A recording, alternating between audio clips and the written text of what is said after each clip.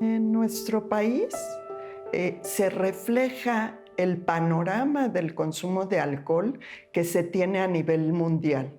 Hasta un 55% de adultos lo consumen, es decir, más de la mitad a partir de un reporte que se tuvo en 2022. La edad de inicio en el consumo de alcohol es a partir de los 15 años. Sin embargo, un dato muy importante es que las mujeres adolescentes incluso inician el consumo a edades más tempranas, de 12 a 14 años. Por otro lado, también hay que considerar que en nuestro país, en 2023, hubo hasta 26,000 casos de personas que requirieron recibir atención médica por urgencias en el consumo de las sustancias psicoactivas. Es decir, ya hubo episodios en donde necesitaron una atención para evitar alguna condición, por ejemplo, de sobredosis. Por otro lado, condiciones de muerte, condiciones de afectaciones por lesiones ocurren más en hombres. Pero también lo que tiene que ver con condiciones de violencia o condiciones también de accidentes automovilísticos ocurrieron en personas que habían estado consumiendo previamente a esos percances. En nuestro país, el consumo de alcohol es la cuarta causa de muerte. Tenemos dos indicadores muy importantes que aumentaron en nuestro país: cantidad y frecuencia de consumo. Hay que tener estos indicadores a la vista para detectar en qué momento la persona ya detecta, por ejemplo, que empezó consumiendo 2, 3 tragos, luego ya son 4, 5, 8 o hasta más cantidad de tragos. Entonces, estos serían como los indicadores a los que hay que estar alerta, ¿verdad? Que la persona puede percatarse que está empezando a tener un problema por el consumo de alcohol. Le doy la bienvenida a un lunes más de Diálogos en Confianza, y vaya que hemos empezado este lunes con información fuerte a través de esta cápsula. Muchísimas gracias por darse siempre la cita a este foro de conocimiento en donde tenemos la principal misión, que es cuidar de su salud. Y vaya que hoy es un tema que se ha normalizado muchísimo, y en contexto de nuestras celebraciones en las fiestas patrias es importantísimo hablar del abuso de alcohol y del impacto en la salud de las personas. Ya vimos en la cápsula que las edades de inicio en nuestro México desafortunadamente son muy tempranas, y los riesgos a la salud seguramente advertiremos que son grandes a lo largo de nuestra transmisión. En nuestra lengua de señas mexicana esta mañana le vamos a estar compartiendo a usted esta información gracias a mis compañeras Vanessa Salazar y Magdalena Alejo, que estarán alternando a lo largo de esta transmisión, y yo tengo el privilegio de compartir este foro con Nora Saldaña. Hola, ¿cómo estás? ¿Cómo están todos? Buenos días, bienvenidos a este su espacio de salud. Hoy para hablar de este tema importantísimo, el impacto del alcohol en nuestra salud. Pues hoy se dirán muchas cosas, ¿no? Que una no es ninguna, que dos es la mitad de una, y así nos vamos justificando para ir consumiendo un poco más y más de alcohol. Y como bien lo decía Citlali, pues por supuesto, en este marco de la conmemoración de estas fiestas patrias, bueno, pues a veces no tenemos como esta reflexión, ni siquiera conciencia, reflexión de qué tanto vamos a amanecer mal mañana por el impacto que tendrá el consumo del alcohol el día de hoy en nuestra salud. Así que quédese con nosotros el día de hoy, espero todos sus comentarios para compartirlo con los invitados.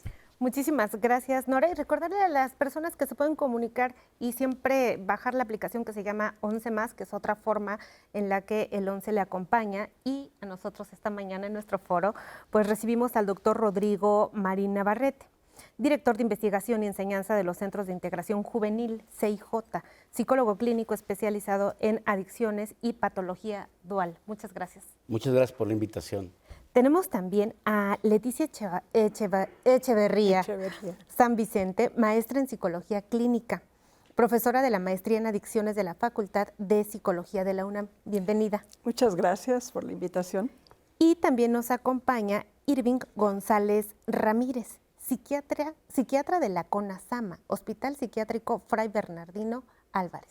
Un gusto compartir con ustedes. Muchísimas gracias. Y Perla Sonia Medina Aguilar, psicóloga y además doctora en antropología, investigadora postdoctoral del Instituto de Ciencias Sociales y Humanidades, Alfonso Vélez Pliego de la UAP, de la Escuela de Puebla. Muchísimas gracias. Muchas gracias. Por darse cita para platicar de este interesante tema. Y pues adentrémonos, veamos cuál es el impacto real de el alcoholismo en la salud de las personas y empecemos también definiendo a qué se le entiende por alcoholismo. ¿Quién quiere? Pues yo creo que la doctora Lidia Barragán en este pequeño comentario que hizo lo dejó muy, muy claro, definido. O sea, existe una amplia gama de consumo desde que nos tomamos la primera copa hasta que llegamos a tener un problema real de dependencia o de adicción a la sustancia.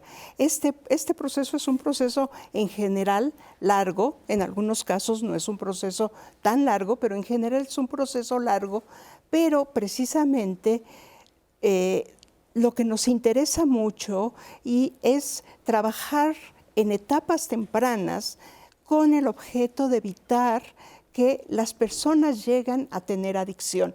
O sea, nuestro objetivo debe ser trabajar en educación, en trabajo de hacer conciencia sobre los problemas que trae el consumo excesivo de alcohol para poder detener el problema antes de llegar a tener una adicción. ¿A qué se le reconocería como esto de consumo excesivo de alcohol? Vamos, en nuestros Méxicos, que son muchos Méxicos, pues nosotros advertimos que es muy normal ocuparlo en las convivencias familiares, ahora en las fiestas patrias, etcétera. ¿Cuándo sabemos que nos estamos excediendo? ¿O será de plano nocivo utilizar el alcohol por alguna vez en nuestras vidas? Si me permite, Citlali, muchas gracias. Yo creo que habría que puntualizar primero las etapas de la embriaguez y de ahí ya vemos qué es lo que sigue, cuánto es poquito, cuánto es mucho.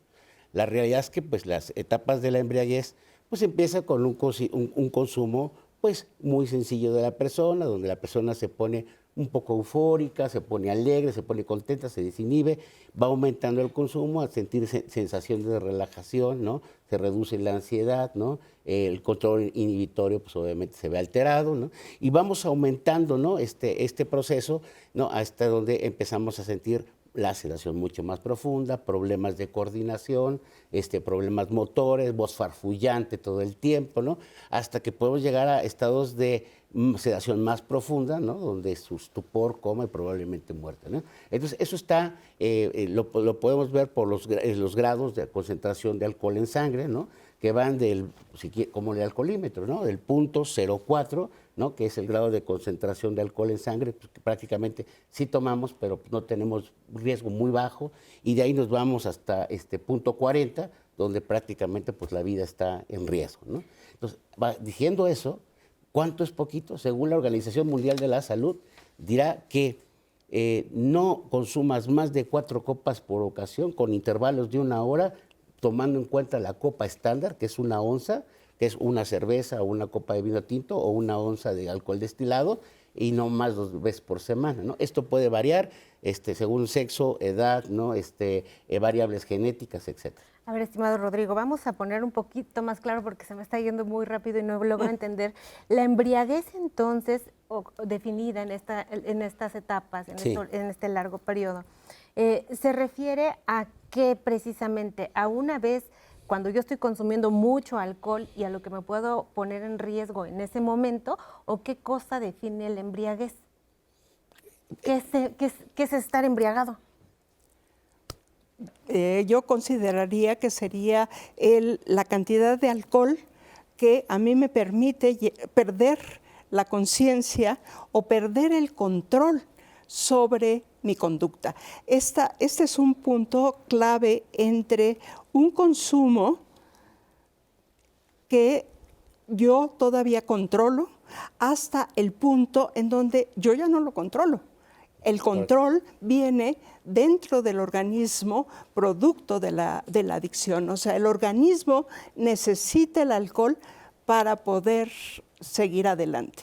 Y entonces, como persona, pierdo el control. Bien, doctor Irving, o sea, ¿cómo está definido el alcoholismo? Mire, el alcoholismo es algo que en la población mexicana está muy normalizado. Es muy común que en estas fiestas patrias y en las fiestas que vienen posterior al año, el consumo de alcohol esté presente dentro de las familias y muchas veces se normalizan muchas situaciones de que, bueno, ya golpeó a alguna persona o ya cometió algún error o ya chocó el carro, ¿no?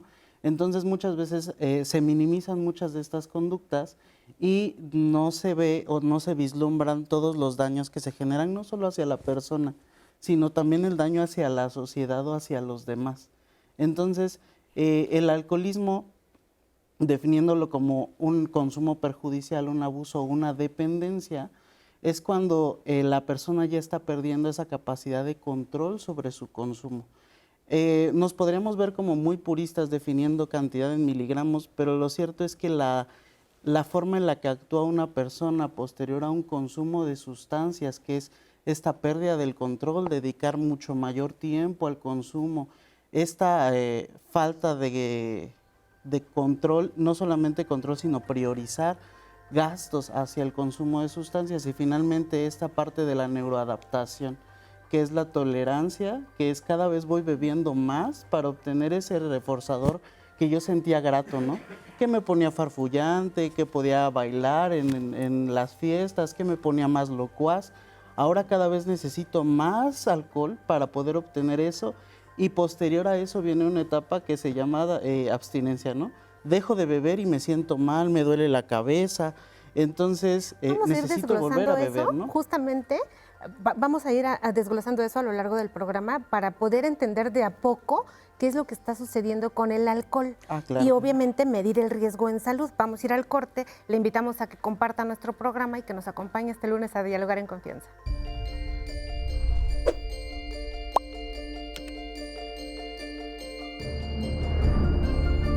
Gracias a los avances en la neurociencia, hoy sabemos cómo el alcohol altera el funcionamiento del cerebro, influye la frecuencia en el consumo del alcohol, la cantidad, la fuerza etílica de la bebida y la respuesta de cada cuerpo. Todo consumo implica riesgos, sobre todo cuando se bebe en exceso o con regularidad. Patricia Reyes del Olmo, especialista en adicciones.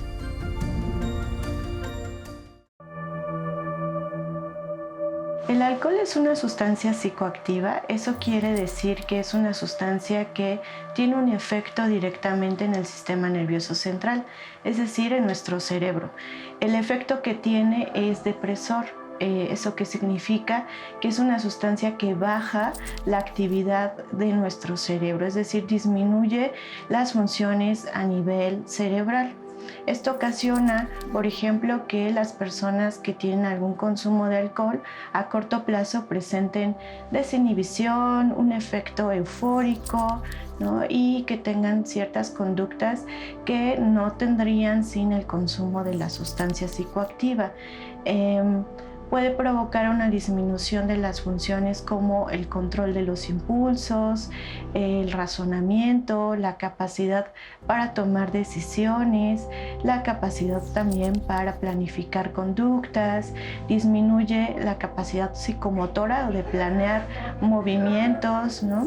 Podemos también tener conductas de riesgo al consumo de sustancias, por ejemplo, presentar disminución de evaluar ciertos riesgos que acontecen en el medio, como por ejemplo tener conductas sexuales de riesgo sin protección, lo que puede llevar a que las personas tengan un embarazo, por ejemplo, no deseado, no planeado, una enfermedad de transmisión sexual, estar expuestos a escenarios de violencia, ya sea recibida o ejercida por la desregulación emocional que puede haber dado los efectos de la sustancia psicoactiva, en este caso, pues del alcohol.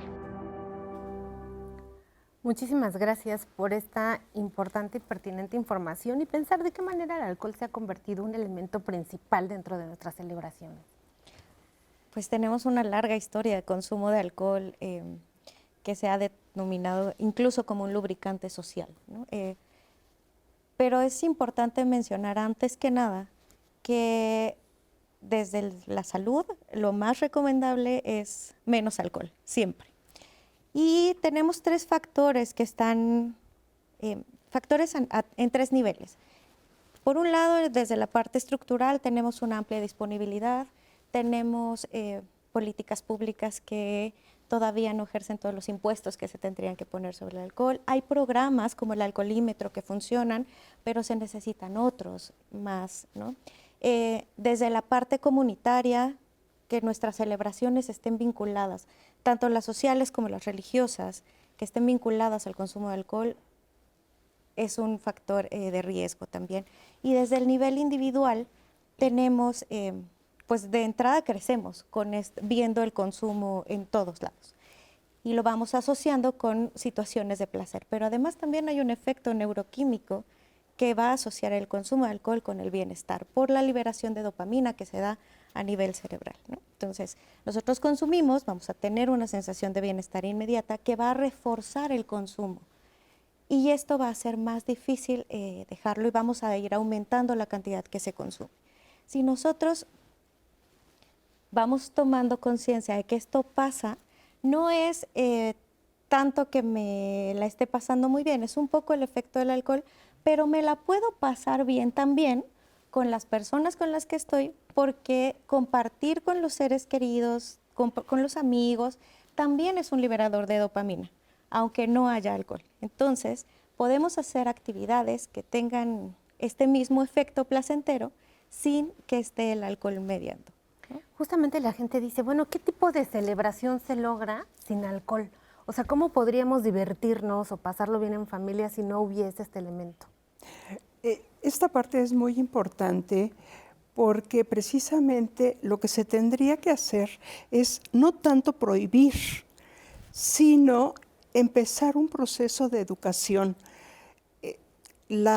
Como decía Perla, todo lo que es la sociedad alrededor está muy informada sobre los placeres que tiene el alcohol.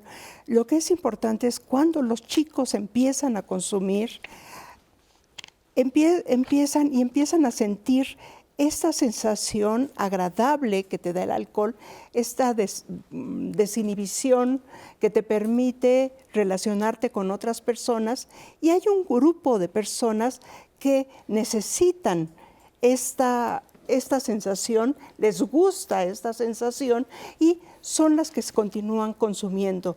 En estas etapas, estos chicos, o sea, estamos hablando de chicos de 12 años, chicos de 15 años, lo que tenemos que hacer es empezar a enseñarles precisamente lo que comenta Perla. O sea, ¿cómo te puedes divertir sin necesidad de utilizar el alcohol? Y definitivamente hay muchas formas de divertirse sin necesidad de utilizar el alcohol.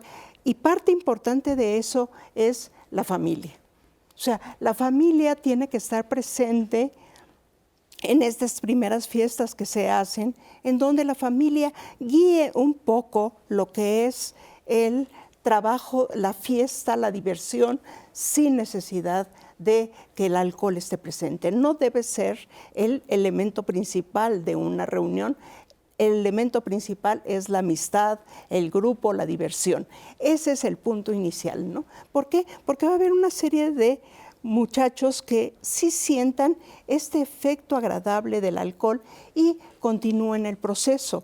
Y entonces, precisamente el alcohol, al ser un reforzador, me desinhibe, me permite platicar con las chicas, me permite sentirme mucho más agradable, y esto hace que yo siga consumiendo, primero como un elemento que refuerza mi conducta y posteriormente, como decía Irving, algo que ya se vuelve una necesidad, ¿no? Muchísimas gracias, Leti. Irving, y a propósito, o sea, ¿qué es lo que sucede en el cerebro de las personas? ¿Cómo está esta selección? ¿Quiénes consumen actualmente más alcohol? ¿Las mujeres, los hombres? ¿Ha cambiado la distribución? ¿Por qué?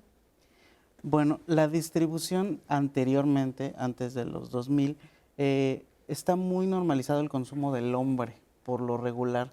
Y es más, es hasta cierto punto dentro de las familias se prestaba mucho a inicia a beber para que puedas aguantar, ¿no? Era como una frase muy parte de la sociedad que yo creo que debe de ir quitándose ese tipo de frases que en algún momento incentivan el consumo. Por lo regular a las mujeres no se les veía bien el consumo del alcohol, por lo cual muchas veces no se hacía evidente dentro de la sociedad o muchas veces se resguardaban dentro de sus casas para poder beber. Eso junto con el cambio generacional se ha dado que ahora tanto la mujer como el hombre tienen consumos muy parecidos. Más sin embargo, y no es una cuestión de paridad de género, las biologías no son iguales. El hígado en una mujer no es igual, el consumo de una mujer puede generar mucho más daño, pero sí se ha incentivado más el que la mujer acuda a, pues digamos, a raves, a antros, a realizar consumos de sustancias, y es mucho más a la par, pero el daño que se genera por el consumo de alcohol en ambos géneros es muy diferente, ¿no? Digamos, las mujeres somos más sensibles. Un poco más susceptibles, sí. El hígado no genera el mismo metabolismo que en el hombre. No es una ventaja, sino más bien el consumo del hombre puede durar un poco más allá que el de la mujer. Y algunas veces pues eso va a requerir de que se generen pues espacios específicos para el tratamiento de insuficiencias hepáticas o comorbilidades relacionadas al consumo del alcohol. Entonces, pues es generar profesionales para atención de ese tipo de comorbilidades, ¿no? Da escalofríos escuchar lo que mencionan, tanto en la cápsula de inicio como acá en el panel. De los 12 a los 15 años empieza la gente a consumir alcohol. Digamos, en las personas adolescentes, ¿cuál es el riesgo de tener justamente este consumo temprano de alcohol? ¿Hay algún problema estructural en el cerebro? ¿Hay problemas para el crecimiento, desarrollo, adaptación? Si me permites, sí. Podría hacer un comentario solamente sobre lo del hígado, ¿no? Para que quede claro. Estoy totalmente de acuerdo con el doctor, estas diferencias por género, pero entendiendo cómo va el flujo de cuando consume un alcohol y cómo se desdobla en el hígado, tenemos una enzima que se llama alcohol desoxigenasa. Esa enzima es muy importante para procesar precisamente el alcohol y lo transforma en una acetona. Y existe otra enzima que hace que se diluya esa acetona y podamos liberarlo.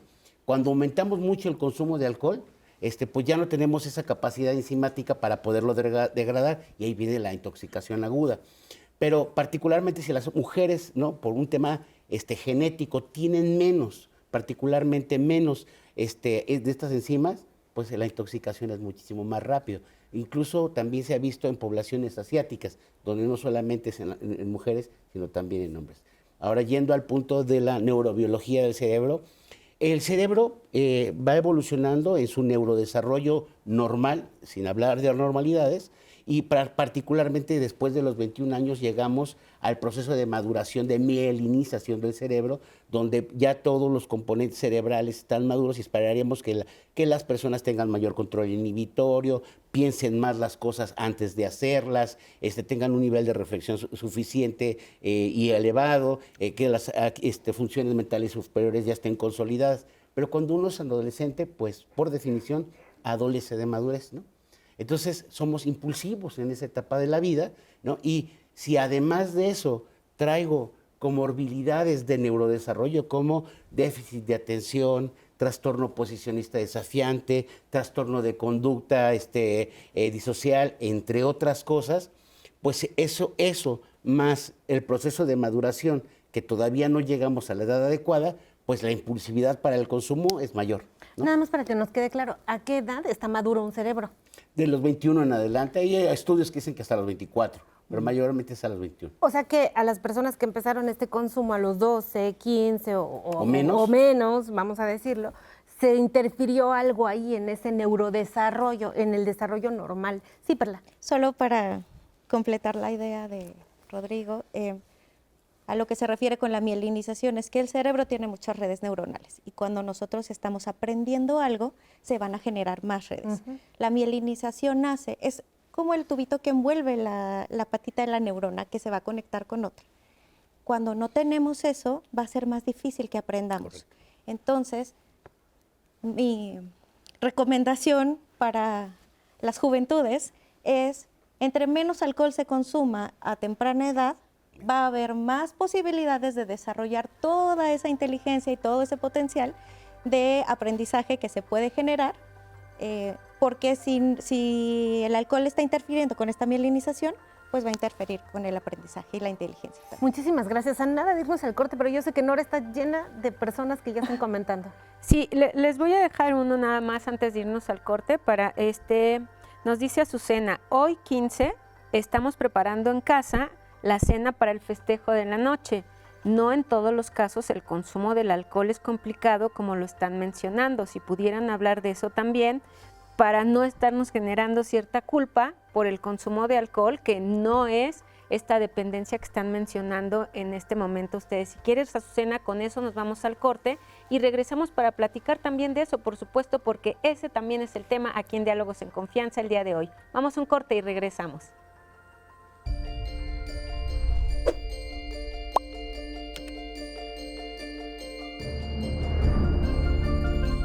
El alcohol dificulta que el hígado libere glucosa, lo cual provoca descensos peligrosos en el nivel de azúcar en sangre.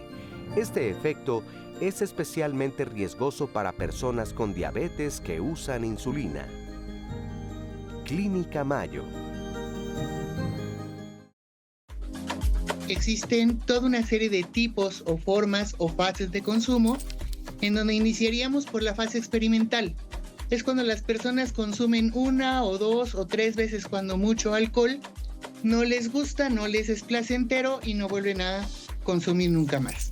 Tenemos el siguiente tipo de consumo, que es el ocasional, que es cuando las personas consumen alcohol de vez en cuando en muy baja cantidad, en muy corto número de copas, y la intención de ninguna manera es alcoholizarse, simplemente degustar la bebida y ya. Posteriormente tenemos lo que es el consumo social. Es cuando las personas en familia, en reuniones, en eventos, sin tener problemas con el consumo de esta sustancia. Cuando ya empieza el consumo de alcohol a ser un consumo que genera molestia, es cuando hablamos de un tipo de consumo problemático. Sin embargo, no es un consumo habitual, no es un consumo permanente, no es una forma de estar, no es algo en donde la persona no pueda hacer nada si no está en contacto con el alcohol. Y de aquí pegaríamos el brinco a lo que es la dependencia o lo que sería el trastorno por consumo de alcohol. Si ya tienen un consumo permanente, si ya tienen un patrón de consumo establecido, ya la gente bebe cada 8 días o bebe cada 15 días, pero ya no nada más es que beba, sino que la intención ya es emborracharse. De aquí no solamente el problema es para con la familia, sino también ya representa problemas en el trabajo. Hay personas que pueden inclusive perder el trabajo por su forma de consumir alcohol. Y cuando hablamos de la última fase de la dependencia, que es la dependencia severa, es cuando si la gente ya no tiene ninguna otra ocupación más que dedicarse única y exclusivamente a beber alcohol. Ahí sí generalmente hay una continuidad en donde hay un incremento en el consumo del alcohol. Gracias a Pati Reyes del Olmo por explicarnos esto, que son los tipos de consumo de alcohol, que también en el primer corte ya nuestros invitados nos platicaban, pero nos llegó también el comentario de Azucena, que dice que hoy, que es 15, que están preparando en casa para el festejo de las fiestas patrias, que a veces nada más se brinda y se tiene alguna bebida alcohólica para el festejo, pero que no sentir esta culpa de que no todo es, como decía Pati, llegar a esta dependencia, sino también se puede tomar para festejar. Si pudieran hablar de eso, Perla, también. Y ahí también nos están preguntando aquí de si pueden hablar. A ver, aquí está. César Pérez nos dice si pueden hablar un poquito más sobre el tema de la enzima del alcohol y por qué las mujeres lo metabolizan con más lentitud también. O sea, es decir, esto que coloquialmente conocemos como que a nosotras nos pega más o a veces nos tomamos 2 y sentimos más el efecto del alcohol, ¿tiene que ver con algo metabólico, con algo médico o no? Si quieren contestar. Primero para Azucena y muchos que nos ven que no sientan esta culpa el día de hoy.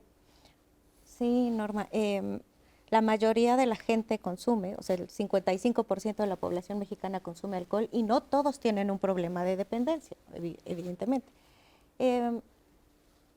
El consumo ocasional, este consumo que nos hablaba Patti, que es, si recuerdas en el primer bloque, Rodrigo nos mencionaba estándares de la OMS, que son una medida para no superar el consumo de alcohol. En las mujeres, una recomendación es nunca tomar más de 3 bebidas estándar por ocasión de consumo y en los hombres 4. Ahora hablaremos de esa diferencia. Sí. Cuando se considera un consumo excesivo es cuando ya se superan los 5 o 6 bebidas en una ocasión de consumo. Tiene que haber un periodo, no me puedo echar las 3 juntas así porque también eso incrementa el proceso metabólico. La recomendación es esperar por lo menos 1 hora entre cada bebida, estar intercalando bebidas no alcohólicas para no estar consumiendo solo alcohol. Y el asunto de esto es que los diferentes tipos de consumo implican un riesgo.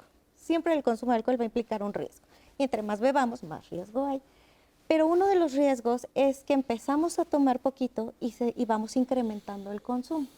Entonces vamos a cuidar que no pasemos estas medidas de consumo excesivo en ninguna ocasión de consumo, ¿no?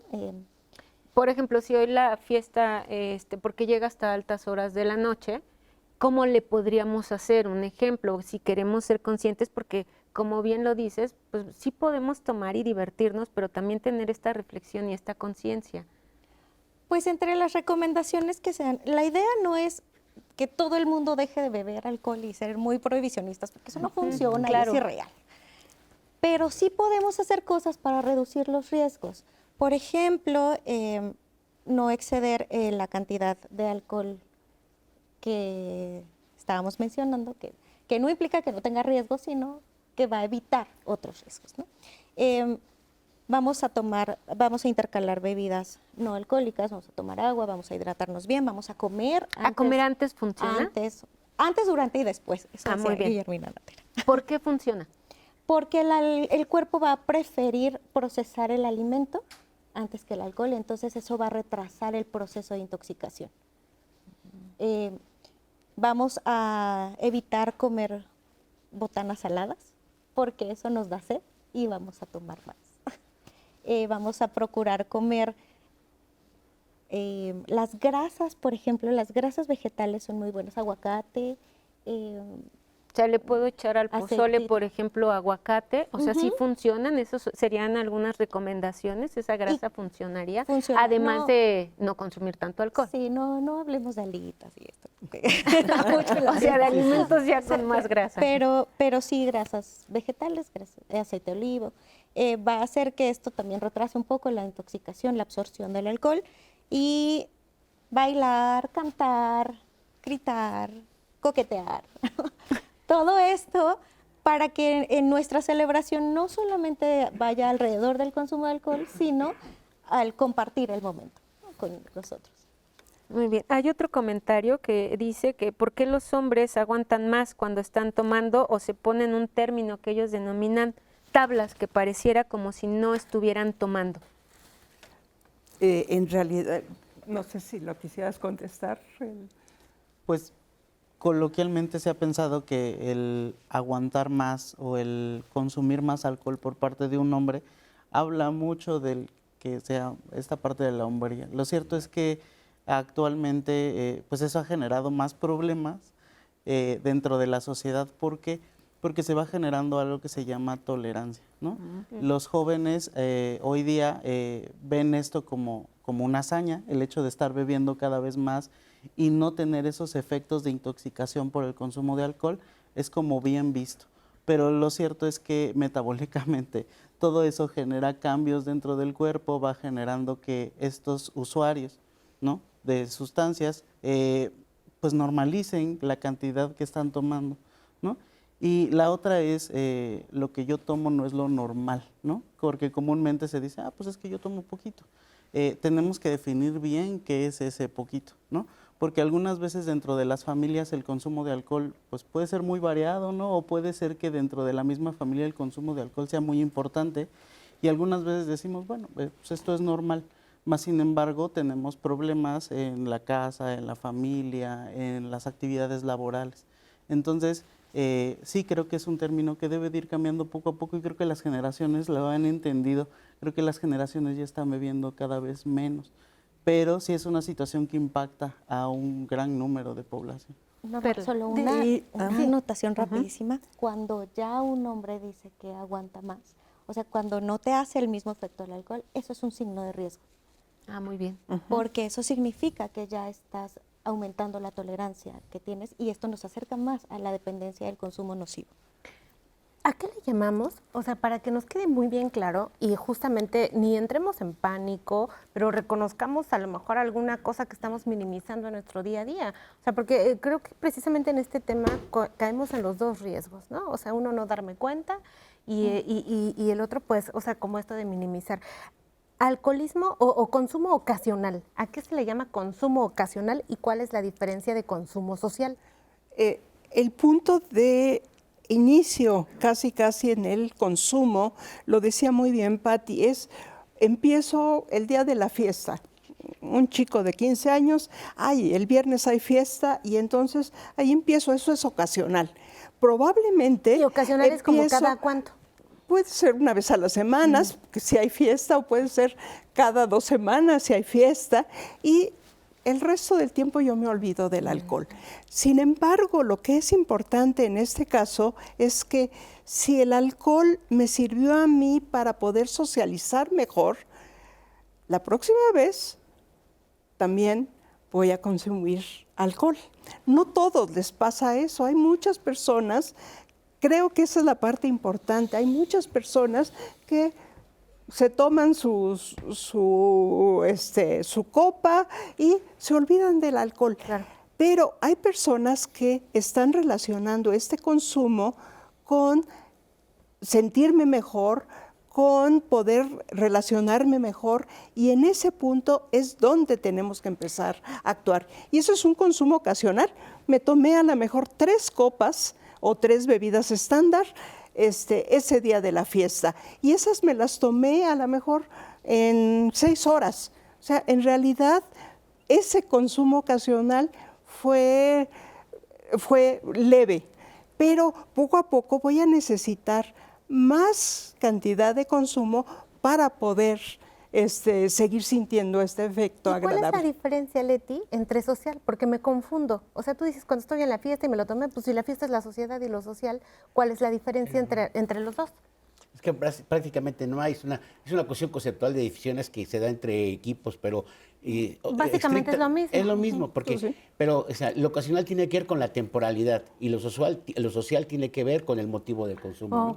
Ok, es que nos tiene que Sí. quedar muy claro, porque además hay algo que se ha mencionado como consumo habitual y ya después un consumo problemático. Entonces, de repente, pues la gente que nos ve quiere saber en qué punto está. ¿Cómo podríamos diferenciar Yo creo estas que dos? un punto importante lo nombraban en un principio, en el primer, la pequeña información que dieron. Tenemos que definir claramente cantidad y tenemos que definir claramente frecuencia. O sea, la cantidad puede ser un adulto, ya, no más de 4 copas por ocasión, pero frecuencia también es un elemento muy importante. Claro. O sea, esto puede ser un día sí y un día no, o puede ser pasarme toda una semana sin consumir. Este punto lo tenemos que aprender claramente como individuos. ¿Qué tanto estoy consumiendo y con qué frecuencia lo estoy haciendo? Muy bien. Y Perla, ¿cuál es este consumo problemático? Cuando tenemos un consumo frecuente y de altas cantidades que cada vez van siendo mayores. Uno de los problemas más importantes con este consumo problemático es que no se ve, no se sabe. Las personas que tienen este consumo son muy funcionales, van a trabajar, funcionan perfectamente bien durante la semana y el fin de semana hay un episodio de embriaguez o 2. Y el domingo, para la cruda, gusto a veces hasta el lunes, ¿no? Y esto se hace habitual. Este consumo es problemático porque ya estoy dedicando demasiado tiempo al consumo y a la recuperación del consumo. Estoy incrementando la frecuencia y la cantidad, que decía Leti, porque uno puede hacer una evaluación de cómo está bebiendo. Y la primera pregunta sería, ¿cuántas veces tomo más de 6 copas? Si esa pregunta, en el último mes, yo me tomé más de 6 copas en alguna ocasión, ahí ya hay un foquito rojo. Perfectamente bien claro. De entrada. Si yo estoy aumentando la frecuencia con la que estoy bebiendo esto, es otro foco claro. Y el problema es que se piensa que el alcoholismo solamente es un problema cuando hay una dependencia. Y no, en este consumo riesgoso vamos a tener muchos problemas, desde accidentes menores, caídas, golpes, episodios de violencia se pueden incrementar, gastamos mucho dinero y tenemos problemas en la casa porque ya estamos dedicando mucho tiempo alrededor del consumo. ¿La dependencia es eso? La dependencia también es eso. La dependencia se va a determinar porque tu cuerpo ya necesita la sustancia. Ya entendí. Justamente como decía Patti en la cápsula, o sea, cuando ya dejas de trabajar o dejas de hacer lo que tenías que hacer por estar consumiendo la bebida alcohólica. Y cuando ya tu cuerpo lo que ya no puedes funcionar, necesitas una copa de alcohol para poder funcionar. Eso es una clara señal de dependencia. Me queda muy claro. Cuando regresemos del corte, vamos a ver un testimonio para que más o menos empecemos a entender por qué decimos que esto es un problema de salud. Estamos en Diálogos, vamos al corte y regresamos. Estamos en vivo. Yo empecé mi consumo a la edad de 12 años. Me invitaron a una fiesta y ahí con los amigos, al sentir la presión social, ese deseo de poder encajar, de ser aceptado, pues empecé a beber. Y desde la primera vez que bebí, pues bebí de una forma excesiva en la que pues, terminé inconsciente, sin recordar qué es lo que hice. Y esas borracheras se fueron repitiendo. Perdí amigos, perdí relaciones con personas a las que apreciaba. La relación con la familia fue deteriorándose a tal grado que ya me corrían de la casa, que ya no me querían. Lo mismo, también me corrieron del trabajo por llegar a veces alcoholizado. Entonces, a los 17 años tuve que ingresar a Alcohólicos Anónimos. Bueno, nuestros grupos de Alcohólicos Anónimos Central Mexicana tienen la tarea de extender la mano a quien padece la enfermedad del alcoholismo. La estrategia es basada en los programas de ayuda mutua. ¿Qué quiere decir eso? Una persona que ha padecido la enfermedad del alcoholismo y se ha recuperado tiene todas las herramientas para poder ayudar a otro que todavía lo padece. A través de su experiencia, los compañeros me fueron ayudando y tuve que darme cuenta que el problema del alcoholismo pues, se resuelve primero dejando de beber y aceptando que tienes un problema. Central Mexicana de Alcohólicos Anónimos tiene estos 12 pasos y que son muy conocidos, que tiene que ver con aceptar que tenemos una enfermedad, las personas que lo padecen, y llegar a estos grupos es un punto muy importante en la bienvenida, en encontrar gente que ha pasado historias muy parecidas a la suya, que va a llegar a un lugar en donde no se juzga, no se rechaza, que aceptamos que nos equivocamos, que todos tenemos errores y finalmente la enfermedad del alcoholismo genera un puente de comprensión con el que aún padece esta parte de reconocer que tiene esta enfermedad y que se puede curar. La figura del padrino fue una persona muy importante para mí, muy importante, que a la fecha se le guarda una estima, un aprecio, y con el tiempo te vas dando cuenta que pues, es más que un grupo, es una comunidad, una fraternidad en la que nos entendemos. En cualquier problema buscamos ayudarnos. Una de las partes más importantes en los grupos de ayuda mutua es este paso en que se reconoce que hay un ser superior, como cada quien lo concibe. Esa es una parte muy importante porque se junta con la espiritualidad, no solo el método, no el protocolo de los 12 pasos, sino esta hermandad que se genera en los grupos. Y eso es lo que genera esta confianza, esta nueva pertenencia y hasta una familia, podríamos decir. No tiene mucho que cumplir 10 años sin beber dentro de Alcohólicos Anónimos. Hoy afortunadamente soy padre de familia, tengo mi pareja, viene un hijo en camino, y pues hoy empiezo a ver parte de los resultados de los que me hablaban los compañeros. Pues muchísimas gracias a este testimonio que decidió compartirnos parte de su historia y por supuesto a la especialista que nos habla del trabajo que se hace en Alcohólicos Anónimos, que por supuesto es conocido en todo nuestro país, que es una labor que se ha demostrado que funcionan estos 12 pasos y es una de los tipos de consumo, pero ya hablando de dependencia a los que se puede llegar. El día de hoy estamos hablando también de diferentes efectos que puede tener el alcohol a la salud y hay comentarios al respecto. Belén nos dice, ¿nos pueden explicar qué hace el alcohol en nuestro estómago? Porque cuando ella consume más de 5 copas tiene diarrea. Que ¿por qué le sucede esto? Si le podrían explicar. Y un anónimo dice, ¿es malo dar probaditas a los niños para que prueben el alcohol y que identifiquen el mal sabor para que no lo quieran consumir o queda algún registro en su cerebro? Si nos quieren compartir algo para orientar a estas dos personas. Bueno, la segunda parte de darle probaditas a los niños definitivamente no es la forma. ¿Por qué? Porque van a sentir el efecto negativo o van a sentir el sabor negativo y entonces no lo van a querer como adultos. Eso es una falacia, eso es un mito. O sea, el alcohol tiene un elemento importante que es el elemento social. Y cuando tú eres adolescente, se te va a olvidar lo que te dieron cuando eras chiquito y que te sabía feo. No, definitivamente es algo que no se tiene que hacer. O sea, en realidad, iniciar el consumo de alcohol debería ser muy relacionado con lo que decía Rodrigo. O sea, si nosotros tenemos un desarrollo de nuestro cerebro, debería ser en el momento en que somos adultos cuando se debería iniciar el consumo. Pero definitivamente sabemos que eso no es real.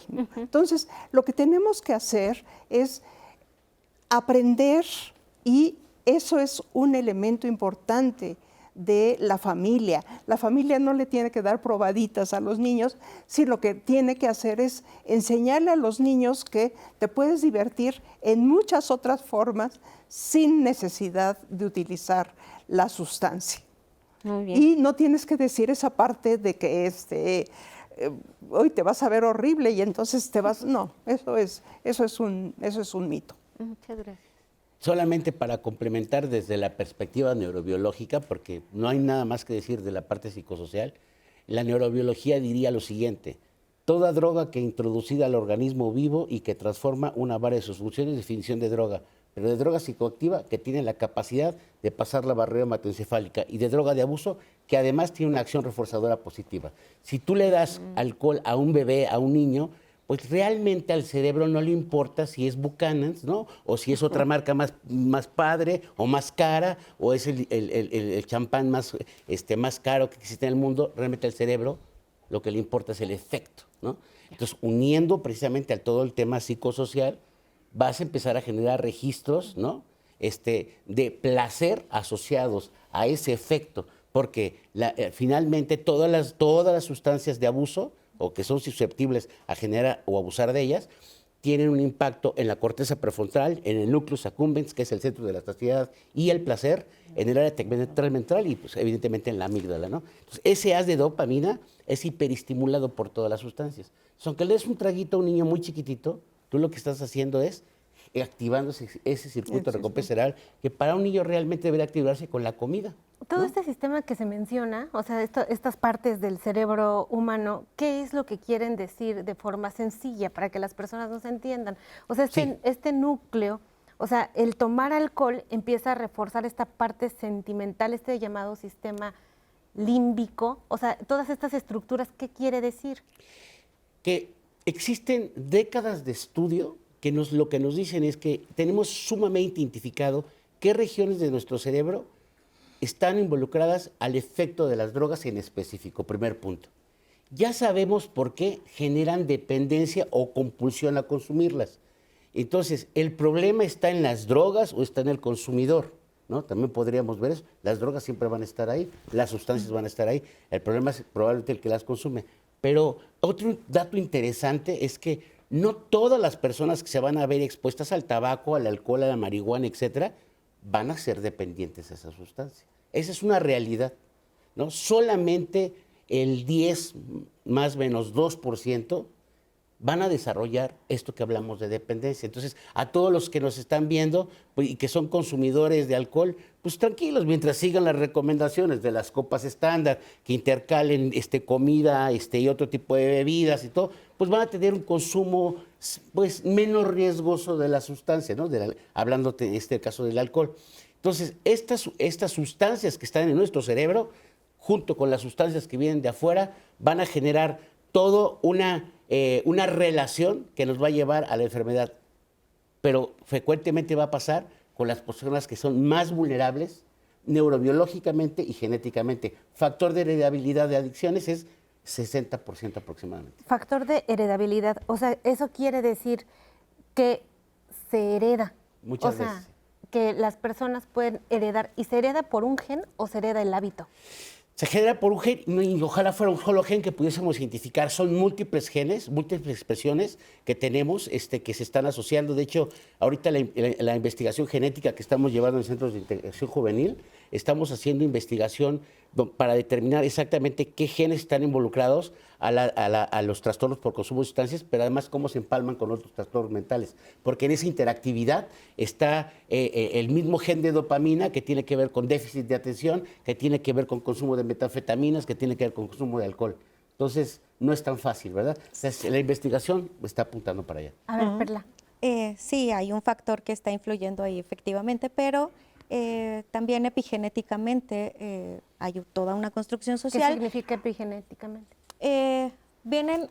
Tenemos ciertas marcas genéticas, pero nuestro comportamiento, nuestra alimentación, nuestros hábitos, cómo vamos creciendo, las conductas que tenemos y las relaciones sociales que establecemos van a poder modificar o revertir estas tendencias, ¿no? Que mis papás sean diabéticos no significa que yo también tenga que serlo. Puedo hacer cosas para no llegar al mismo problema. Y en el caso del alcohol también puede funcionar así. Lo que vayamos haciendo, las decisiones que vamos tomando van a influir en cómo se expresan o no estos genes. Y yo creo que algo importantísimo de esta aportación es, la parte importante es que los padres entiendan, los adultos entendamos que es el comportamiento lo que estamos enseñando a los niños. O sea, sí, yo le digo a mi hijo, no consumas alcohol, pero yo cada fin de semana se me pasa el alcohol, definitivamente estoy dando un ejemplo totalmente erróneo. Entonces, si yo quiero que mi hijo aprenda a consumir con bajo riesgo, lo que tengo que hacer es consumir yo como adulto con bajo riesgo.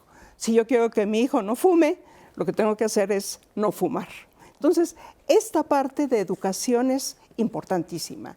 Y los padres la dejamos, yo creo que muchas veces a un lado, ¿no? Y Irving, tomando en cuenta lo que decía el doctor, pues pensar en la parte psicológica, o sea, ¿con qué se toma la decisión del abuso de alcohol?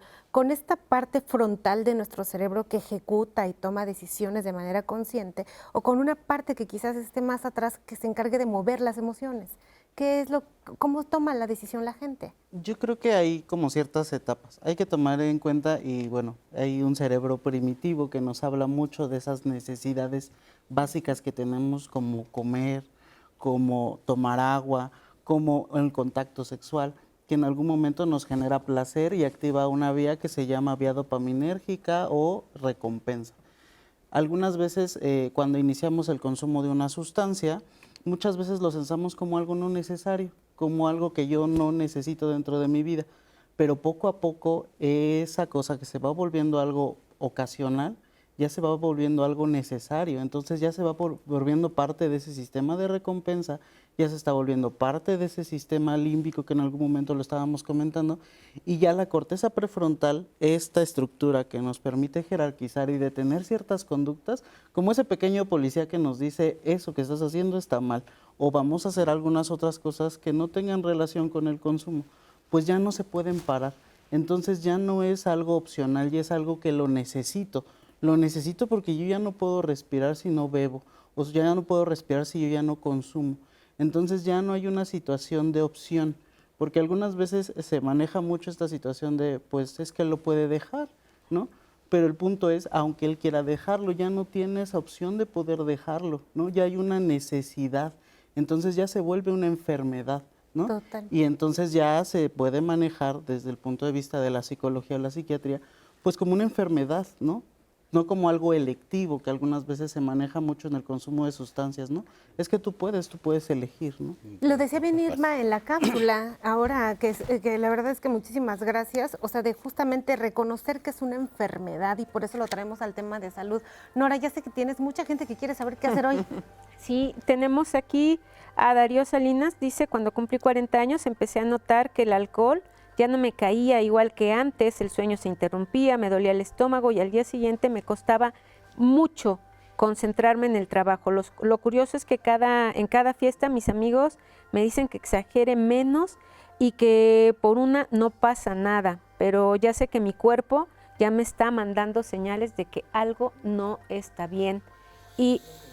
Y al regresar vamos a hablar justo de estas consecuencias a la salud que tiene el alcohol, estas que no tienes que llegar a la dependencia de las que nos están hablando, o como Belén que tiene diarrea después de tomar 5 copas. Si esto te ocurre, quédate con nosotros porque nos van a dar respuesta a los especialistas al regresar del corte.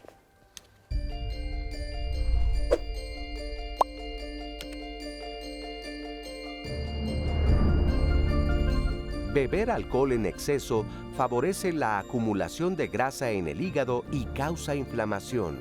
Con el tiempo produce daño irreversible, cicatrices y cirrosis. Clínica Mayo.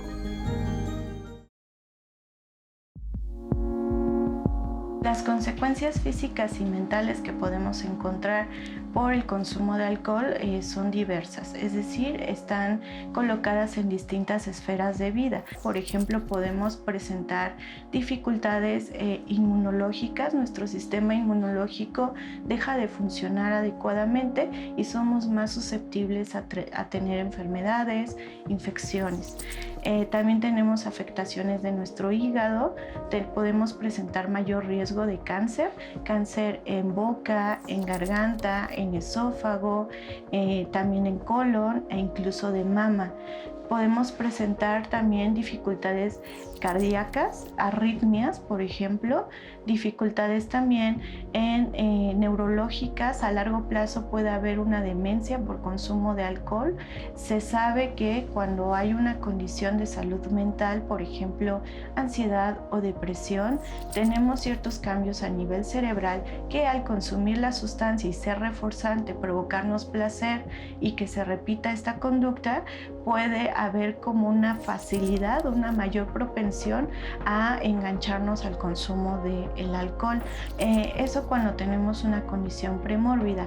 Cuando tenemos un consumo de alcohol sin una condición premórbida, no estamos exentos de tener estas condiciones de salud mental porque, como ya revisábamos, el consumo de alcohol es un depresor del sistema nervioso. Eso va a implicar que va a haber cambios tanto en el funcionamiento e incluso a largo plazo en la estructura de nuestro cerebro y nos puede llevar a la desregulación emocional, es decir, a tener condiciones de salud mental como la ansiedad, como la depresión, ¿no? Una menor activación y que a largo plazo podamos requerir o necesitemos de esta sustancia para funcionar adecuadamente, que es cuando ya tenemos una dependencia. Pues ahí están todas las consecuencias que se puede tener por el consumo de alcohol. Evidentemente ya cuando esto es prolongado, como nos lo han dicho los invitados, pero también nos quedamos antes de ir al corte con estas preguntas de Belén, que se toma las 5 copas, tiene diarrea, y Perla en el corte quería retomar y también lo de Darío, que ya tiene 40 y que ya la verdad lo que él nos da a entender es que ya no aguanta igual. La verdad que ya le afecta en el sueño, le duele el estómago y ya no se concentra tanto en el trabajo. Y también ella nos quiere comentar justo con respecto a esta cápsula, nos decía ella ahorita que la estaba viendo con todos nosotros, es esta cuestión de no consumir alcohol cuando tenemos un problema de amor, por decirlo de algo, una decepción, un problema emocional, porque puede ser peor, pero ella nos va a explicar por qué. Si nos vamos los 3 comentarios. A ver, el alcohol va a tener riesgos en la salud física y en la salud mental. En la salud física vamos a tener desde corto, mediano y largo plazo. Vamos a poder presentar o agravar síntomas de gastritis, de colitis, se puede desarrollar pancreatitis. El alcohol está relacionado con muchísimos tipos de cáncer porque está asociado con la inflamación de los tejidos y esto pues está vinculado con los cánceres, ¿no? Vamos a tener problemas de salud mental. Se ha visto una relación importante entre la depresión y el consumo de alcohol. No se sabe cuál es primero, pero se han visto relacionados. Y como mencionaba en la cápsula, ansiedad. A largo plazo, el consumo prolongado va a generar demencias, delirium tremens, Korsakoff, que es una deficiencia de vitamina B que va a generar alucinaciones, por ejemplo. Pero también entre las recomendaciones que podemos dar es que uno no tome alcohol cuando está triste, cuando estás enojado, cuando tienes un problema emocional, cuando tienes roto el corazón. Generalmente dan más ganas, ¿no? Y hay toda una mercantilización también alrededor de esto.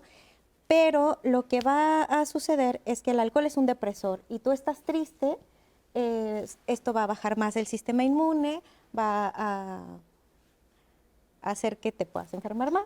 Además, pero como que duele más, ¿no? O sea, duele, digo, ahorita que está la fiesta y todo es como de, ay, dolor, ya me como volví. que sales de Pues, ese dolor, pero en realidad es que no estás saliendo de ese dolor. Digo, me han contado, ¿no? Que de repente pasa, ¿no? Así de, sí. No, o sea, la verdad es que lo único que funciona de eso es el desahogo, pero el desahogo puede ser platicando con tus amigos, no necesariamente en una ocasión de consumo de alcohol, ¿no? Y lo que sí va a pasar es que vas a empezar a relacionar el consumo con ese bienestar que te da el desahogo y la convivencia. Entonces es más fácil que te enganches todavía más al consumo de alcohol.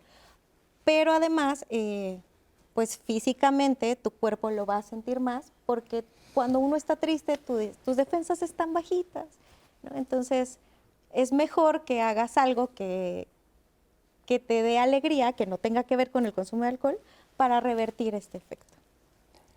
Muy bien. A mí me gustaría agregar una cosa. Sí. Es interesantísimo el comentario del señor de Darío, porque en realidad lo que estamos encontrando es algo que él se está dando cuenta antes de tener un problema mucho más severo, que tiene problemas con el alcohol.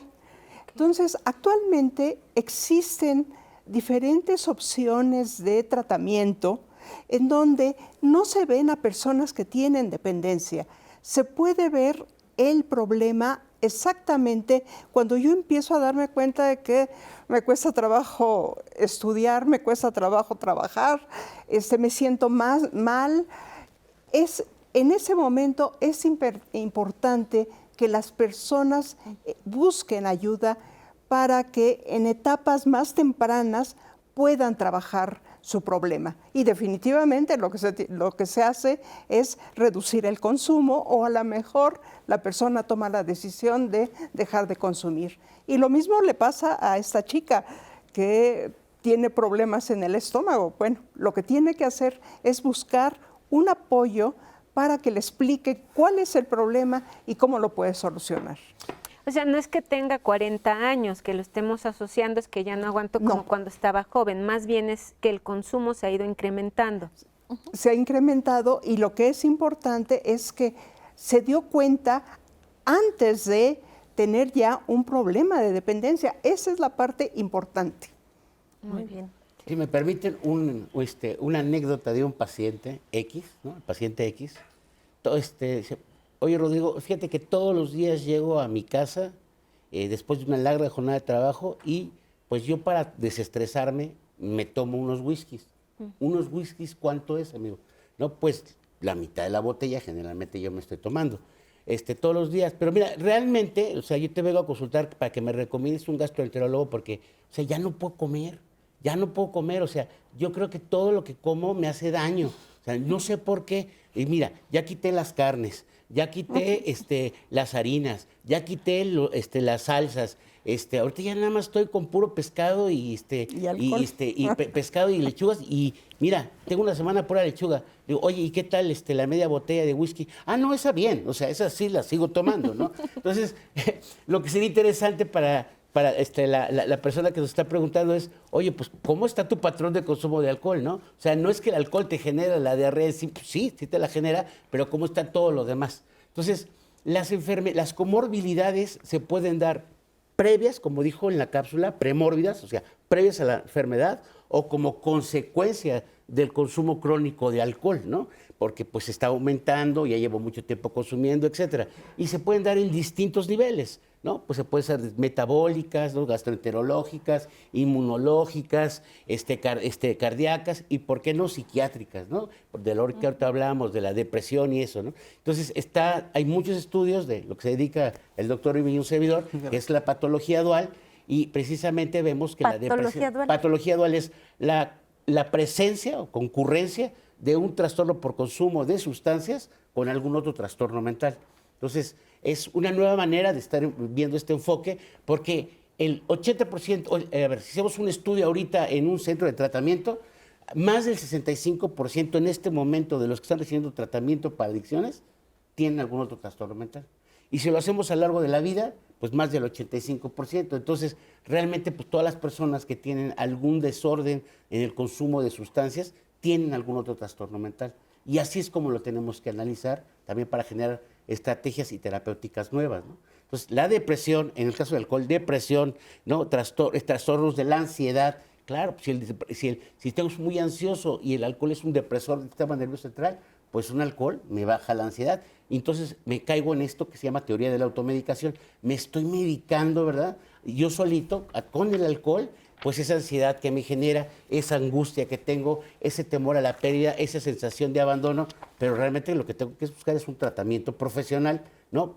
Y no basado en alcohol, porque el alcohol pues no va a darme el efecto que realmente estoy buscando. Inicialmente sí, pero después ya no. Y uno busca de pronto anestesiar este sentimiento, ¿no? O sea, como dejar de sentir lo que sea que esté pasando, un dolor que a lo mejor es muy profundo, ¿no? Lo decían en el testimonio de Alcohólicos Anónimos. O sea, creo que a veces el hablar y el sentirse acompañado, la importante figura del padrino, lo que significa una persona que te esté escuchando, una persona que sea sensible y que quizás no nos juzgue, ¿no? O sea, vivimos en un mundo también donde señalar se ha vuelto a menudo fácil. Sí, doctor, quería comentar algo. Lo cierto es que la concurrencia de una enfermedad mental, y no estamos hablando de esquizofrenia, trastorno bipolar, que son padecimientos graves, sino simplemente esta tristeza crónica que se denomina depresión o esta preocupación excesiva que cae en esta parte de la ansiedad. Muchas veces, y siempre lo he platicado con muchos de mis pacientes, es más fácil ir al Oxxo a comprar cerveza a ir con un profesional de la salud, porque eso genera estigma dentro de la población, ¿no?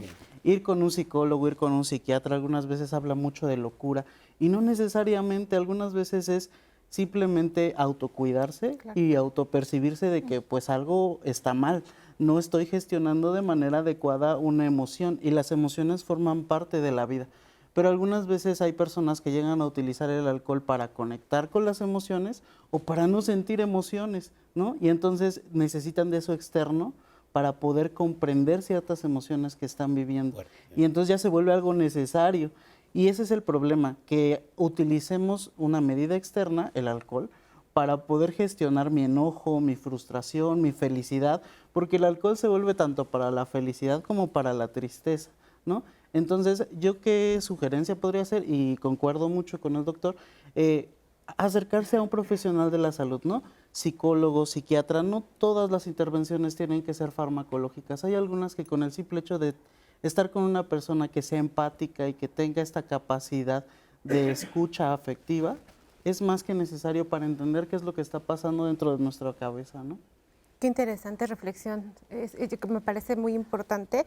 Y si Nora, ¿quieres traer comentarios? Sí, claro. Verónica Aguilar Nájera dice, me gusta tomar en las fiestas, aunque sea un poquito, pero estoy embarazada y ahora no sé cómo manejar la presión de mi familia y amigos que siempre insisten en que por una no pasa nada. Me da miedo que no entiendan que cualquier consumo puede afectar a mi bebé. ¿Cómo puedo disfrutar de estas celebraciones sin sentir que me excluyan? Vamos a tener más adelante una cápsula que explica muy bien este síndrome de alcohol fetal, pero si pudiéramos irle dando alguna orientación a Verónica, no sé quién quiera comentarle algo.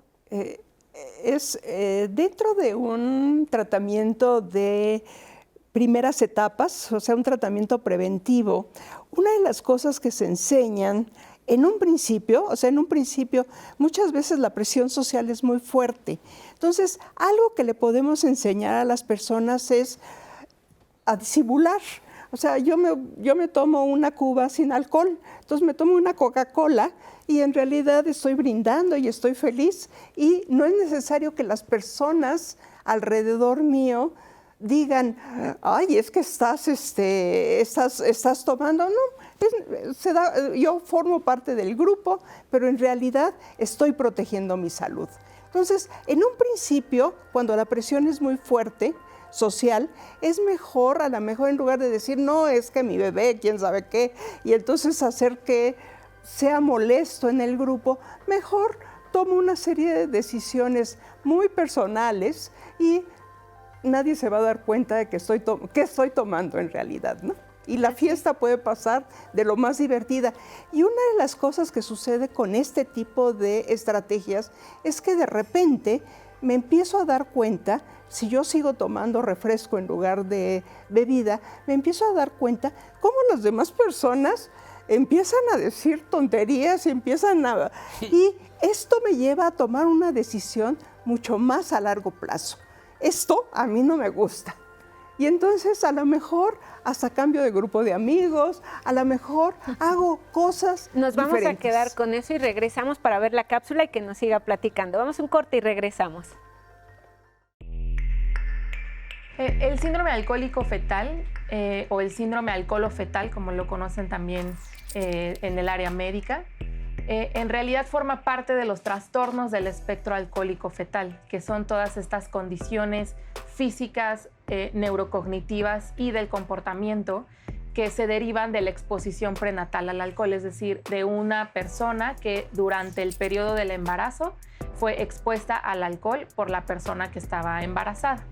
Como su nombre lo dice, son todo un espectro, o sea, se puede presentar de diversas formas, ya sea con problemas de aprendizaje, con problemas en la memoria, generalmente también tienen problemas en la escuela o en la convivencia con otros niños o con otras personas.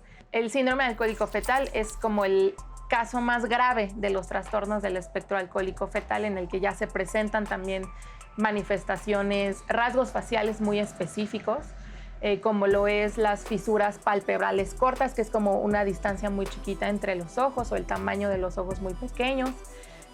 También está este filtro nasolabial muy plano, como este espacio que tenemos entre la nariz y los labios, que a todos se nos hace como que una hendidura natural.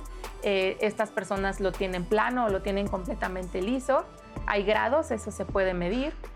Y también el tercero es el labio superior súper delgado, muy, muy delgado.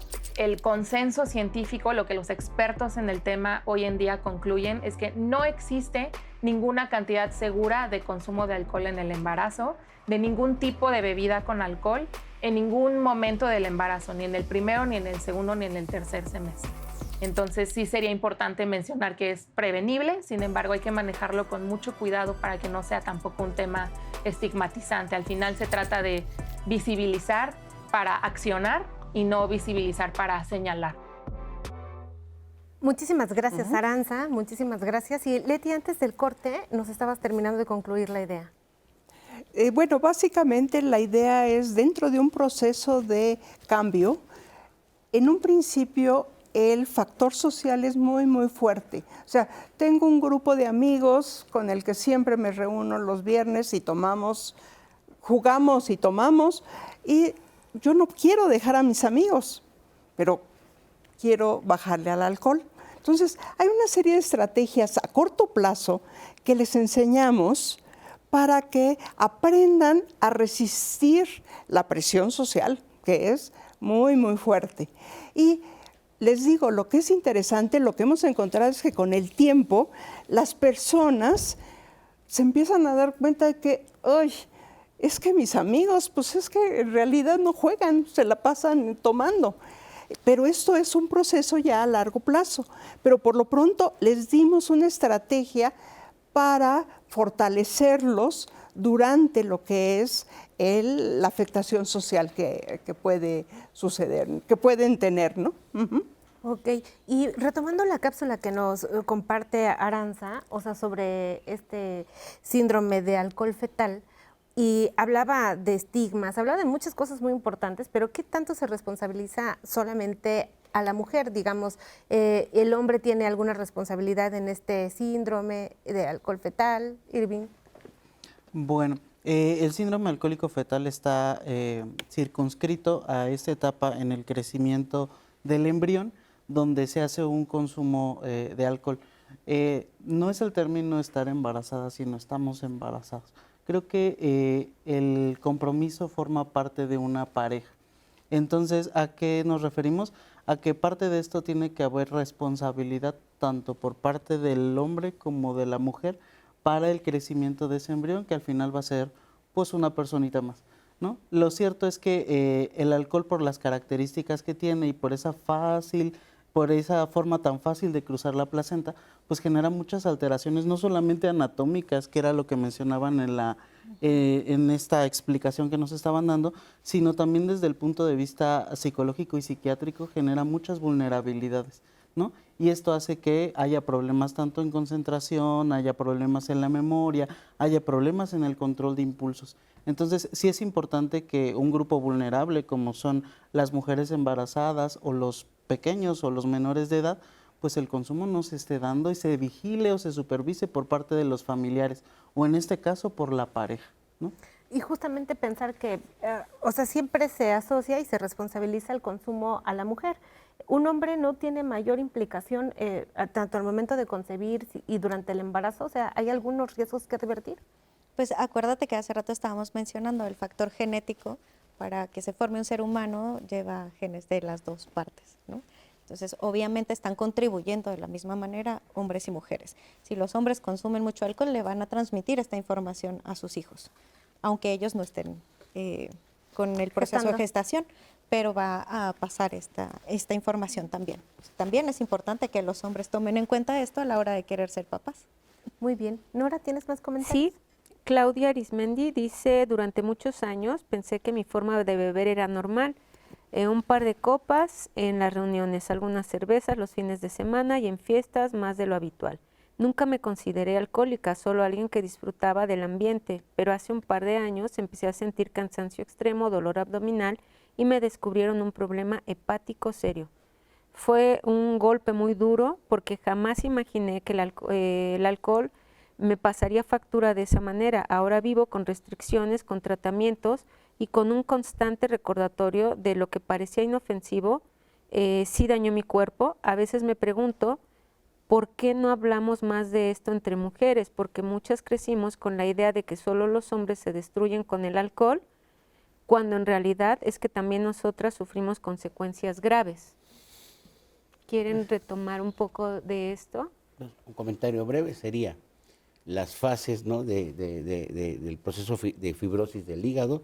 Pues empezamos con esteatosis hepática, ¿no? Hepatitis alcohólica, hasta que entramos a esos primeros estadios de la cirrosis alcohólico-nutricional, ¿no?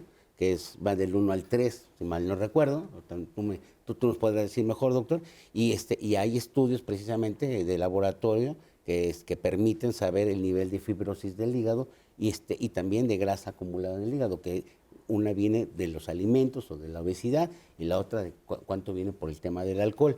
Definitivamente, pues qué bueno que la cacharon a tiempo, ¿verdad? Porque ya cuando entramos en cirrosis, pues detener eso pues ya está muy complicado, porque precisamente al momento de que el hígado es una esponja, ¿no? Entonces, bueno, pues tú que eres médico, ¿verdad? Pues nos podrás decir si es cierto o falso, ¿verdad? Pero la realidad es que el hígado es una esponja que lo que hace precisamente es filtrar, ¿verdad? Toda la sangre para volverla a limpiar y volverla a aventar a todo nuestro sistema, a todo nuestro cuerpo. Si eso está fibrótico, pues ya no tiene esta flexibilidad, ¿no?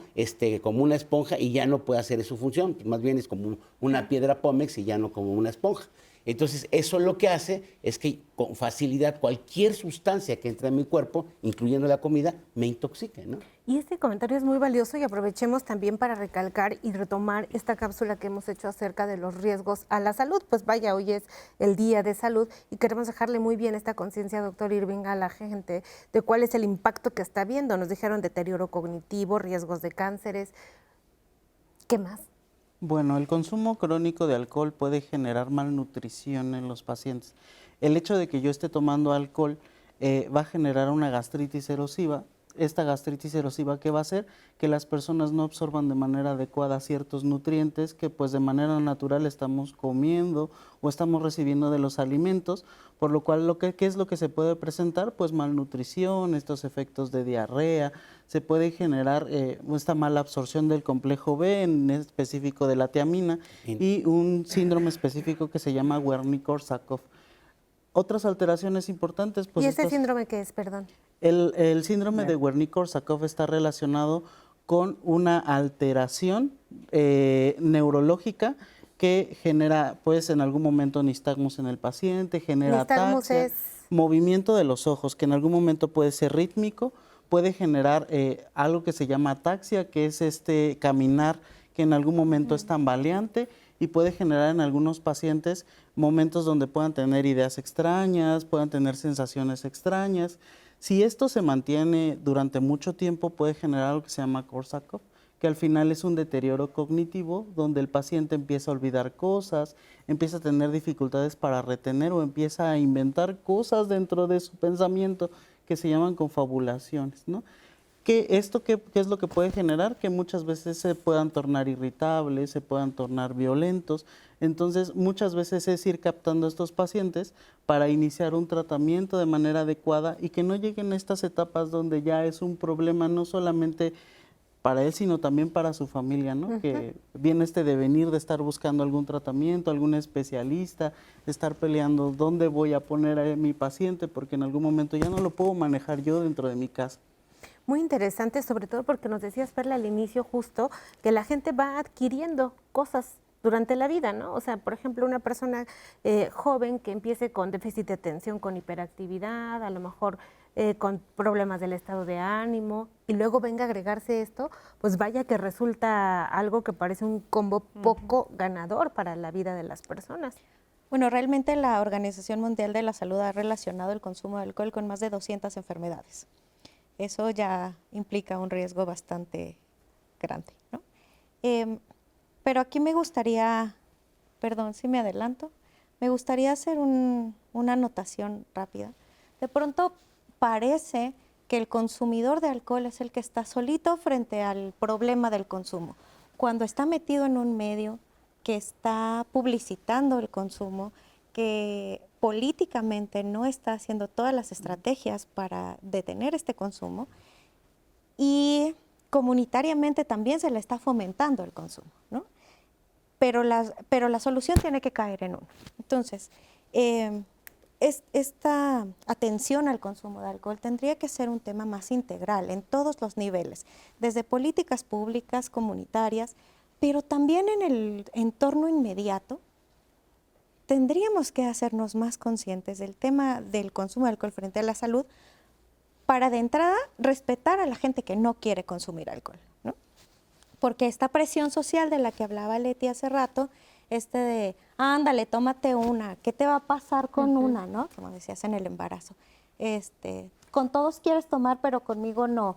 Ay, sí, ya vi cómo tomas, ¿por qué hoy no quieres? ¿No? Y entonces ahí tienes a la gente inventando pretextos. Estoy tomando medicina, mañana tengo estudios, estoy jurado. Exactamente, pero todo menos respetar que la gente no quiere consumir alcohol. Ajá, y esto va a contribuir a esa presión que si uno no sabe manejar muy bien, vas a terminar cediendo, ¿no? y consumiendo otra vez. Entonces, pues como sociedad también tendríamos que contribuir a disminuir este riesgo desde ese lado, ¿no? Ser más respetuosos. Ser más respetuosos con las decisiones de las personas frente a su salud. Gracias, Perla. Y justo nosotros tenemos una cápsula que les hemos preparado a las personas porque saber qué es una alerta en el consumo de alcohol pues es importante. Mírela. Los signos de alerta o las señales que uno puede ir detectando, empiezan bebiendo muy poquito. 1, 2 copas, 3 copas. Cuando las mujeres beben más de 2 copas por ocasión y más de 10 a la semana, o los hombres beben más de 3 copas por ocasión y más de 14 a la semana, seguro lo que va a haber es que va a haber no solamente esta cuestión metabólica del no deshacerse del alcohol, de no eliminar el alcohol, que también va a empezar a haber una serie de conductas las cuales nos van a ir diciendo cómo la persona va incrementando el consumo de alcohol y cómo va teniendo problemas frente a la comunidad. ¿Cómo irlo detectando? Muy fácil. A lo mejor la primera borrachera es por la graduación o es en el día de la boda, pero con el tiempo, ¿qué tan frecuentes se convierten las borracheras? Y las personas dicen, es que yo aguanto. Justamente el cuerpo ha ido generando tolerancia, ha hecho que cada vez pueda tener más alcohol, pero eso no quiere decir que procese más alcohol o que metabolice más alcohol. El yo no tengo problema, o yo sé hasta dónde, o yo sé cómo, o yo controlo, son frases que significan que la persona tiene un consumo ya muy elevado, ya de demasiada toxicidad y que no tiene conciencia del consumo que tiene. Y eso ya es un problema. Empezar a tener problemas de negación del consumo o de los problemas asociados al consumo y empezar además a tener cambios de conducta importantes. Puede ser agresión, puede ser tristeza, puede ser melancolía o puede ser simplemente que se ponen simpatiquísimos. Y la otra parte es cuando en ocasiones en este consumo empiezan a tenerse ya lagunas. La gente no se acuerda qué fue lo que hizo, no se acuerda del evento que realizaba. Y no se acuerda del tiempo completo en el que estuvo en este consumo.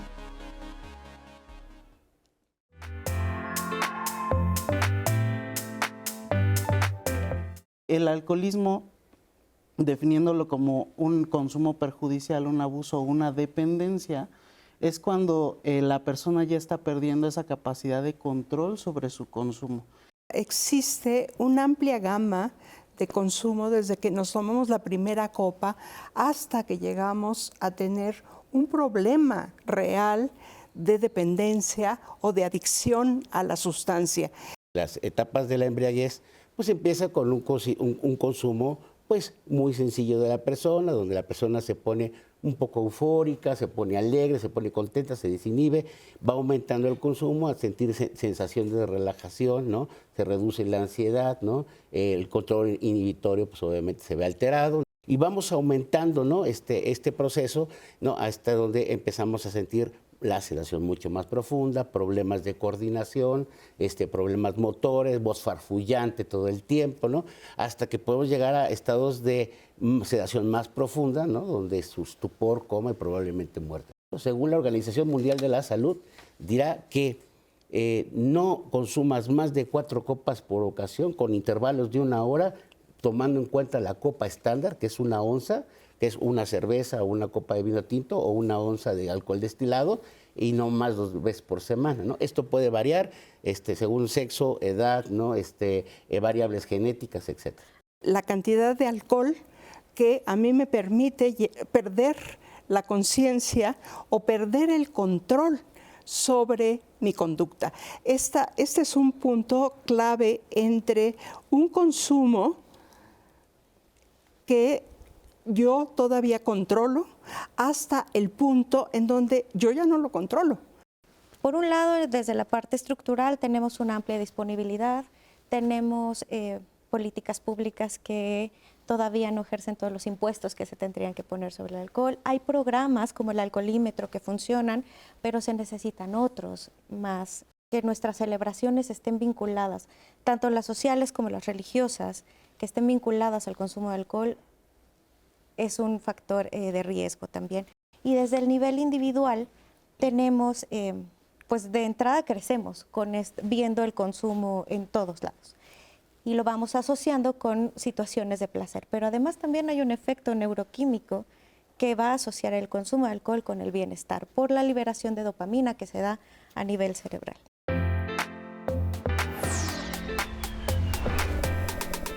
Pues estamos de regreso en Diálogos en Confianza, acompañándole en este importante día en donde pues, normalizar el consumo de alcohol es habitual.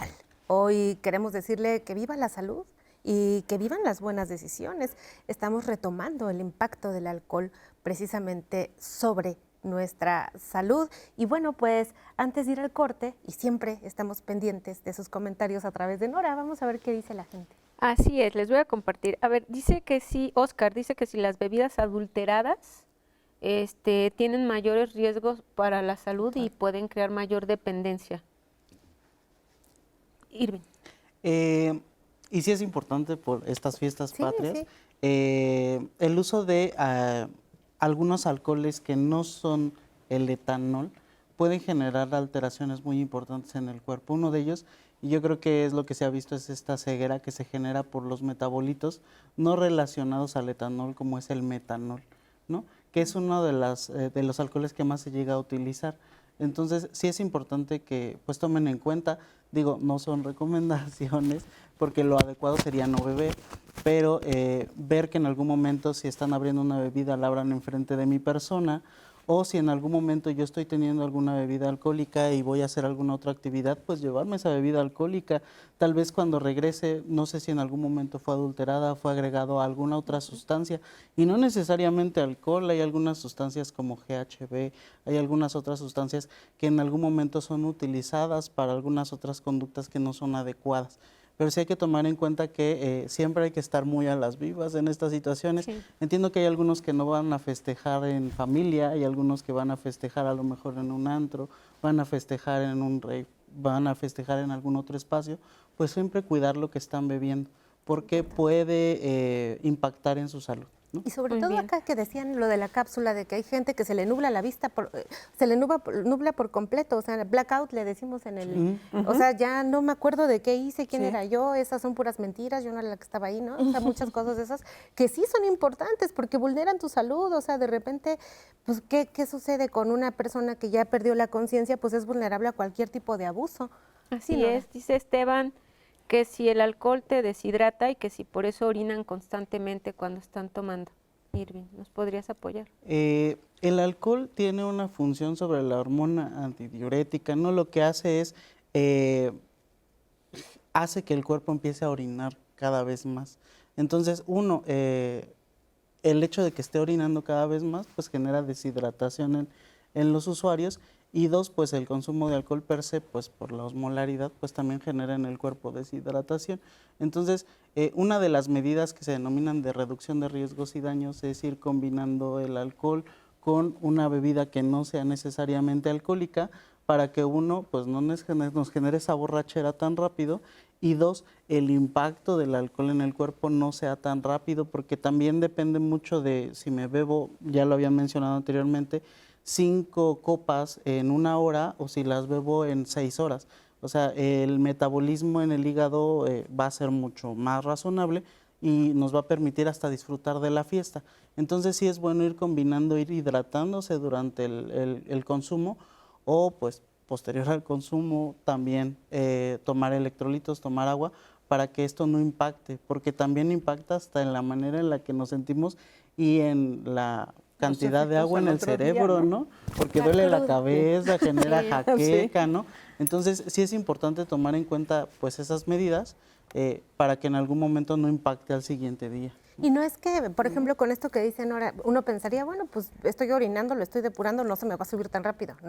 No es que estemos eliminando el alcohol se elimina sí por vía hepática y por vía respiratoria, de hecho por eso es que se utiliza el alcoholímetro.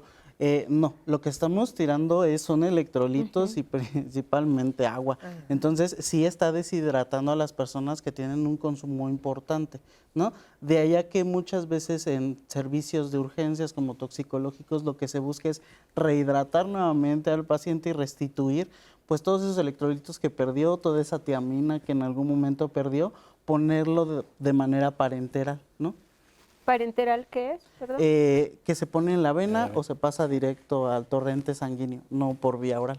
Muy bien, dice Rodrigo Cifuentes, una vez tuve lo que llamaron congestión alcohólica, que si esto puede ser nada más con una vez que vayas a la fiesta y te pases de copas o necesitas hacer ya un consumo recurrente y después pues hay personas como Ana que una quiere... sola vez, sí. Tiene, a ver, la congestión alcohólica, ¿qué es?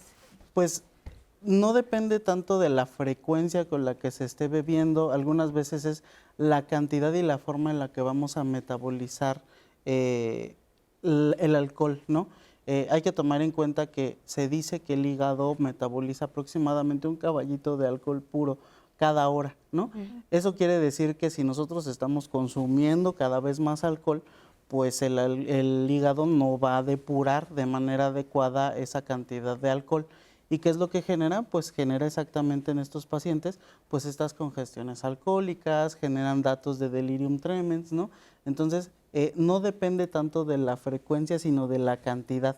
Y algo que es bien chistoso es, en otros países es diferente, aquí en México se genera lo que se llama binge, que es que las personas beben solamente los fines de semana, ¿no? Entre semana no beben, entre semana no hay consumos y se dice, pues no tiene un problema, pero el fin de semana beben y beben hasta perder el estado de conciencia, exactamente hasta que se presentan estos blackouts. Y eso aumenta más el riesgo de que se presenten estos cuadros de congestión alcohólica. ¿Es una urgencia? Y una congestión, médica? exactamente. Sí, ¿Qué siente ¿Sí? una persona que tiene congestión alcohólica? ¿Cómo se ve? Me parece fabuloso esta aportación ahorita del doctor, porque desde hace rato estaba yo que mencionáramos el tema, porque el binge drink, así como es un atracón, como hay de comida, pues este es de alcohol. También de alcohol. Y en el grupo de gente joven se reúnen realmente para tener estos binges. O sea, la misión no es como decía la doctora Echeverría, es vamos a convivir, vamos a ver el fútbol juntos, el chiste es compartir entre amigos. No, el chiste es llegar al estado de embriaguez, de sedación y hasta el blackout. Entonces, es parte como del ritual que se lleva ahí. Y efectivamente, vuelvo al ejemplo que dije, el hígado tiene una enzima que se llama alcohol desogenasa. No, esa enzima lo que hace es que produce un acetón, ¿no? O un acetato, pues, y luego viene otra enzima que ese acetato es el que lo descompone y ya lo podemos sacar. Si yo tengo más cantidad de alcohol que la cantidad de enzimas que tengo, lo que genero es toxicidad, hepatotoxicidad, y de ahí es la congestión alcohólica y acabo en urgencias. Nada más para recalcar, ¿qué es la congestión alcohólica? Que la gente se quede con esa información, estamos a nada de terminar nuestro programa. Es un estado tóxico del consumo de alcohol. Okay. Y lo que es importantísimo es que te puede pasar desde la primera vez que tomas. Esa parte debe quedar clarísima. No es una persona que tiene alcoholismo, es una persona que consumió en exceso. Y generalmente quedan inconscientes. Y el primer punto importante es, si yo me quedo inconsciente, lo que tengo que hacer es ayudar a la persona a que esté acostada, que esté de lado para evitar que pueda tener un problema broncorespiratorio, ¿no? Nada más, hay personas como Ana, rapidísimo ya para despedirnos, que si pueden, quiere tener un consumo responsable el día de hoy, que ¿cómo mides una copa?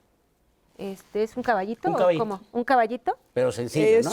Es una copa de vino, es la cantidad de una copa en donde, pues la copa de vino es la mitad de la copa de vino. La mitad de copa de vino. Sí. O una cerveza. O una cerveza. Una cerveza, una anotación rapidísima. Una cerveza de 355 mililitros. Es okay. Una caguama son 4 tragos. Correcto. Un latón son 3.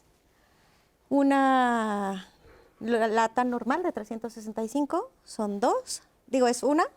Y recientemente salió un modelo de cerveza más chiquito que no se equivoquen, sigue siendo una. Aunque diga que es menos cantidad, sigue siendo un trago. Y el destilado no importa, ¿verdad? El destilado no importa. Es el decir, destilado es vodka, es un caballito. No, sí. Una onza de destilado. Es un caballito. Un caballito, aunque lo revuelvas con Coca-Cola, lo que quieras, es un caballito. Ya no hay Con tiempo, eso, pero sí importa. con eso nos quedamos. Gracias, Nora. Gracias a todos. nuestras intérpretes de lengua de señas mexicana y sobre todo gracias a usted por tenernos presentes siempre en su familia, en su mesa y en sus decisiones.